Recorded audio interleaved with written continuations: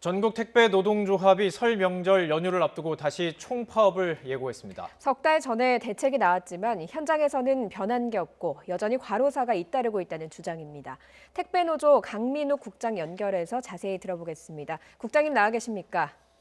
네, 안녕하세요. 예. 예. 자, 일단 첫 질문부터 좀 드리겠습니다. 총파업을 예고하신 상태인데요. 네. 총파업을 피하고 싶은 마음은 모두가 같을 것 같습니다. 어떤 절차를 이제 앞으로 걸치게 되는 건지요? 총파업 관련 절차는 이제 오늘 저희가 기자회견을 통해서 예. 총파업을 선포를 했습니다. 그래서 다음 주에 20일, 21일 양일간 저희 택배 노조 조합원들 전체를 대상으로 한 쟁행위 찬반 투표를 진행을 하고 예. 그 이후에 총파업에 돌입을 하는데요. 총파업 날짜는 27일로 저희가 예정하고 있습니다. 27일 날 총파업 날짜를 예상하고 계신다라는 말씀을 해주셨습니다. 그런데 지난해 10월이었죠. 추석 연휴를 앞두고 파업이 있었고요. 그때 어느 정도 대책이 나왔으니까 해결된 것 아닌가라고 생각하시는 분들도 많을 것 같습니다. 현장에서 보시기에 현실이 어떻게 다른 겁니까? 네, 작년 추석을 앞두고 저희가 분류 작업을 거부하겠다고 밝힌 이후에 예. 택배사들이 대책을 발표를 했습니다.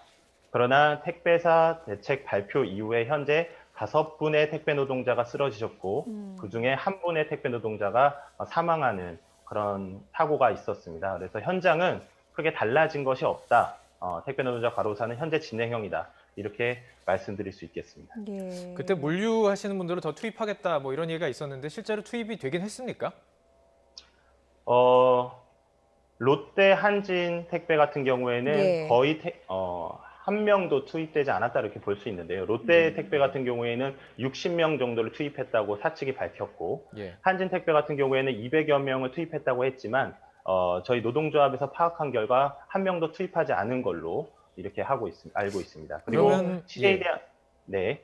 그러면 약속한 걸 그 업체 측에서 안 지키고 있는 건가요? 전혀 달라진 게 없는 건가요? 예. 예, 그렇습니다. 앞서 말씀드린 택배사 대책 발표 이후 쓰러지신 5분의 택배 노동자들이 일했던 현장에 예. 단 한 명의 분류 작업 인력도 투입되지 않은 것으로 확인되었습니다. 예. 그리고 또 그 당시에 야간 배송 중단하고 이런 내용도 들어있지 않았습니까? 이런 부분은 좀 개선이 됐습니까? 오히려 그 부분이 더 심각한 상황인데요. 예. 12월 22일 쓰러진 한진택배 노동자 같은 경우에는 새벽 5시, 3시, 늦게는 6시까지 배송을 한 것으로 드러났습니다. 그런데 한진택배는 10시 이후에 야간 배송, 심야 배송을 중단했다고 이야기를 하고 있는 그런 아이러니한 그런 상황입니다. 예. 왜 이 대책들을 지금 발표를 했고 타협을 이룬 것인데 왜 업체 측에서는 이걸 안 지키고 혹은 지킨다고 이야기는 하지만 사각지대가 있는 걸까요? 어떤 게 원인이라고 보세요?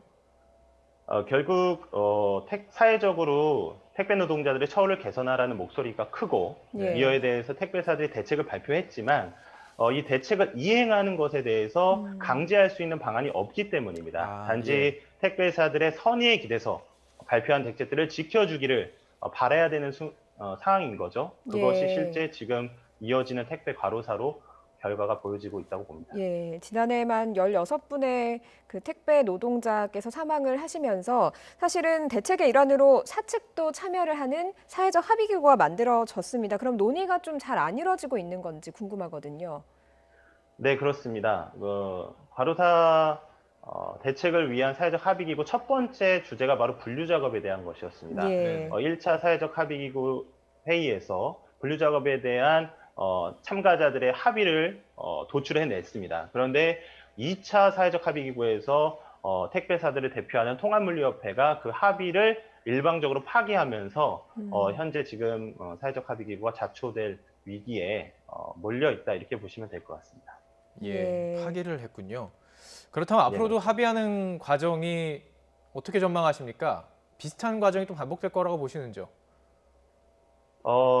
참 그걸 예측하기가 참 어렵습니다. 네. 택배 노동자들은 대책이 발표됐는데도 불구하고 돌아가시고 있고 쓰러지고 있는 이런 상황에서 막다른 골목에 와 있다고 저희는 생각을 하고 있고 앞선 말씀대로 19일 날 사회적 합의국에서는 꼭 이게 잘 됐으면 하는 그런 바람인데요. 예. 쉽지는 않을 거라고 생각하고 있습니다. 예, 뭐 이용자나 택배 노동하시는 분들 모두가 사실은 파업은 피하고 싶으신 마음이실 겁니다.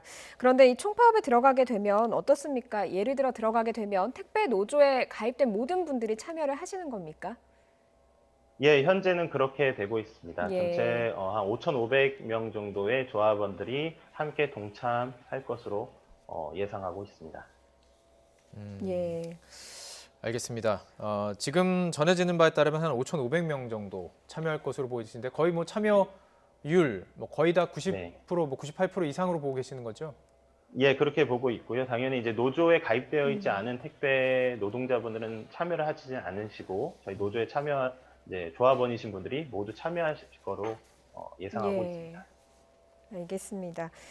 사실 여러분의 그 노동자들이 숨지시면서 안타까운 마음도 있고 이용자분들도 좀 이용을 줄이시거나 배려하시는 마음을 많이 가지고 계신데도 계속 이런 부분이 개선되지 않고 있어서 저희도 안타까운 마음입니다. 좀 현장에서 개선이 돼서 또 합의가 돼서 파업이 없었으면 하는 바람을 가지고 오늘 여기까지 이야기 듣도록 하겠습니다.